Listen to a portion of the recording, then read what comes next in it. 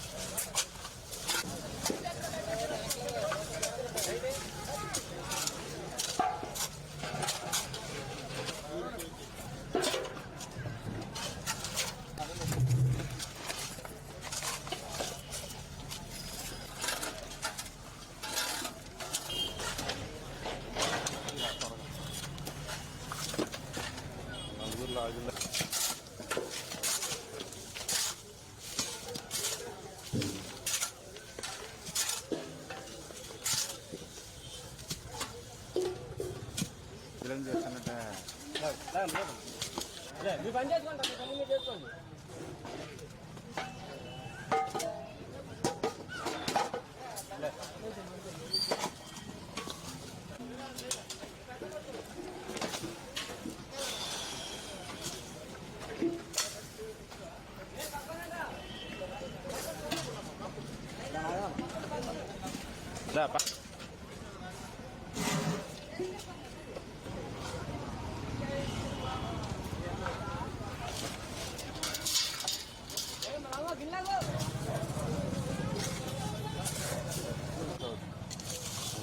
చెప్తాను కదా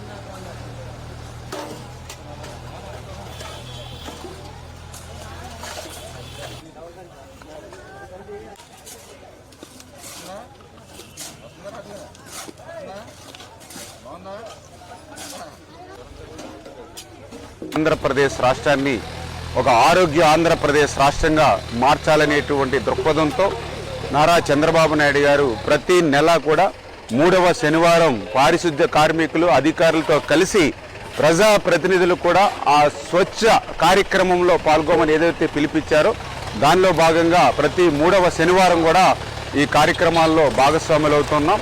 అందులో భాగంగా ఈరోజు ఏదైతే మన పాలకొల్లు పట్టణ పరిధిలో ఉన్నటువంటి ఏదైతే త్రాగునీరు సాగునీరు అందించేటువంటి కాలువ మీద ఏ విధంగా అయితే వ్యర్థ పదార్థాలు ఏదైతే ఇష్టానురీతిన ఇక్కడ తిష్ట వేశాయో వాటన్నిటినీ కూడా ఈరోజు పారిశుద్ధ కార్మికులతో కలిసి పారపట్టి గుణపం పట్టి మరి ట్రాక్టర్ల మీద ఆ యొక్క ఎగుమతులు చేసి మరి ఇవన్నీ కూడా క్లీన్ అండ్ గ్రీన్గా చేసేటువంటి ప్రక్రియలో భాగస్వాములయ్యాం. ఎందుకంటే ప్రతి వ్యక్తి కూడా ఆరోగ్యంగా ఉండాలి. ఆరోగ్యంగా ఉంటేనే తన పనులు తాను సక్రమంగా నిర్వర్తించగలుగుతాడు. ఆరోగ్యంగా ఉండాలి అని అంటే తన ఇల్లును ఎంత పరిశుభ్రంగా ఉంచుకుంటాడో పరిసరాలు కూడా అంతే పరిశుభ్రంగా ఉన్నప్పుడే ఆరోగ్యం బాగుంటుంది. ఆ ఉద్దేశంతో ఈరోజు ఆరోగ్య ఆంధ్రప్రదేశ్గా చంద్రబాబు నాయుడు గారి ప్రయత్నం.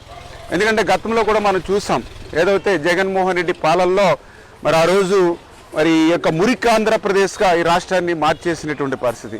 ఈరోజు మేము అధికారంలోకి వచ్చిన తర్వాత చూస్తే జగన్మోహన్ రెడ్డి వారసత్వంగా ఏమి ఇచ్చాడయ్యా అంటే 80 లక్షల మెట్రిక్ టన్నుల చెత్తను వారసత్వంగా జగన్మోహన్ రెడ్డి మాకు ఇచ్చినటువంటి పరిస్థితి. మరి అటువంటి పరిస్థితి నుంచి మళ్ళీ ఆ చెత్తనంతా కూడా తొలగించి మళ్ళీ ఒక సంపద కేంద్రాలకు అంటే చెత్త నుండి కూడా సంపద సృష్టించేలా మళ్ళీ ఈరోజు చంద్రబాబు నాయుడు గారు మరి ఈవేళ ప్రయత్నం చేస్తున్నటువంటి పరిస్థితి. ఆ రోజు ఏదైతే చెత్త మీద కూడా పన్నేసి చెత్త పాలన ఇచ్చినటువంటి జగన్మోహన్ రెడ్డి పాలనకు ప్రజలు చరమగీతం పాడినట్లుగానే ఈరోజు ఆ చెత్త పన్నును కూడా ఈ ప్రభుత్వం రద్దు చేసినటువంటి విషయాన్ని కూడా ఈ సందర్భంగా గుర్తు చేస్తూ భవిష్యత్తులో కూడా మరి అందరూ కూడా ఒక పట్టుదలతో, ఒక కృషితో మళ్ళీ ఒక స్వచ్ఛ ఆంధ్రప్రదేశ్, ఒక ఆరోగ్య ఆంధ్రప్రదేశ్ లక్ష్యంగానే మేమందరం కూడా పనిచేస్తామని చెప్పి తెలియజేస్తాం.